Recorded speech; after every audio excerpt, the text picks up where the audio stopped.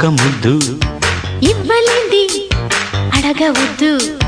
వద్దు వద్దు అంటూ పోతే చిన్నదాన ఎప్పుడంట ఇచ్చేదంట